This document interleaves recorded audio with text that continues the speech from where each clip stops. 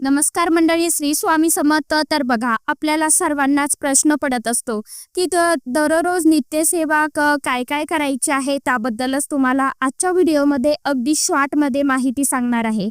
सर्वात पहिली सेवा जी आहे, नित्यसेवा करताना आपल्याला सर्वात प्रथम पितरांची सेवा, देवपूजा करायच्या अगोदर करायची आहे. त्यानंतर आपल्याला 11 माळी श्री स्वामी समर्थ या षडाक्षर मंत्राचा जप करायचा आहे, माळी करायच्या आहे. त्यानंतर तिसरी सेवा म्हणजे स्वामी चरित्र सारामृत ग्रंथाचा क्रमश 3 अध्याय आपल्याला दररोज पठण करायचे आहे. आता हे अध्याय कसे वाचायचे आहे बघा.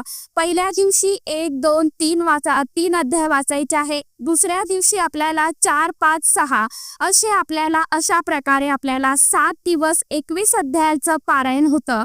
आपल्याला अशा पद्धतीने रोजचे 3 अध्याय वाचायचे आहे. त्यानंतर आपल्याला एक माळ जी आहे तर ती नवार्णव मंत्राची करायची आहे, एक माळ गायत्री मंत्राची करायची आहे. त्यानंतर आपल्याला पंचमहायज्ञ दररोज आपल्या घरच्या घरी करायचा आहे. आता पंचमहायज्ञ कसा करायचा, तर दररोज आपल्याला मुंग्यांना थोडीशी रवा मिक्स करून साखर टाकायची आहे, किंवा नुसती साखर तुम्ही टाकू शकता.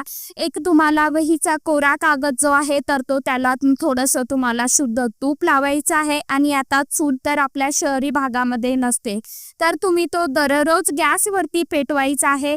हा आपल्याला पंचमहायज्ञ करायचा आहे. दररोज आपल्याकडनं जे होईल ते गाईला थोडीशी पोळी लावायची आहे, कुत्र्यांना थोडासा पोळी लावायची, थोडीशी पोळी लावायची आहे. आपल्याकडनं अशी सेवा आपल्याला रोज नित्यनेमाने पंचमहायज्ञ जो आहे तर तो करायचा आहे.